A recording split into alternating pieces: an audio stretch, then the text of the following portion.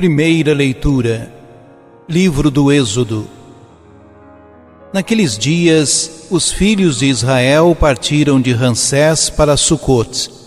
Eram cerca de 600.000 homens a pé, sem contar as crianças.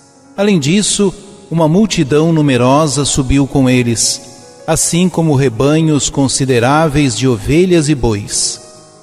Com a massa trazida do Egito, fizeram pães ázimos, já que a massa não pudera fermentar, pois foram expulsos do Egito, e não tinham podido esperar, nem preparar provisões para si. A permanência dos filhos de Israel no Egito foi de 430 anos. No mesmo dia em que concluíam os 430 anos, todos os exércitos do Senhor saíram da terra do Egito. Aquela foi uma noite de vigília para o Senhor, quando os fez sair da terra do Egito.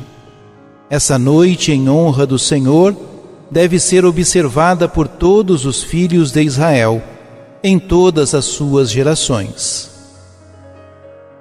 Palavra do Senhor.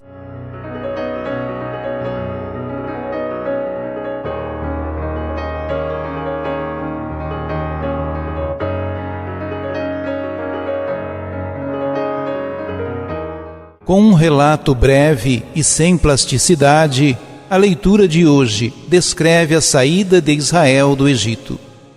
Na primeira etapa, cerca de 600.000 a pé. Só os homens fortes, sem contar as crianças, é a caminhada de Ramsés a Sucote. É um número obviamente exagerado, mas os orientais gostam de hipérboles. No nosso caso, o número elevado realça a importância do acontecimento. O versículo 39 alude à farinha amassado, ao pão ázimo, explicando a razão por que não foi levedado, a pressa com que a partida teve de ser realizada.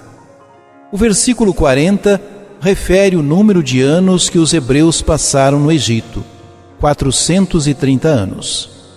Como não se trata de um número simbólico, podemos dar-lhe crédito, o que nos permite adivinhar a cronologia da estadia e colocar a partida do Egito no tempo do faraó Mer-Neftá, em meados do século 13 a.C., com a chegada a Canaã por volta do ano 1200 a.C.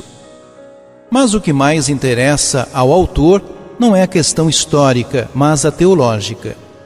O êxodo é, acima de tudo, a ação de Deus em favor do seu povo.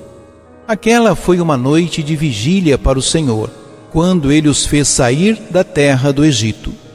Por isso, a noite da Páscoa hebraica é uma noite de ação de graças e de louvor a Deus libertador. Esta noite do Senhor será de vigília para todos os filhos de Israel nas suas gerações.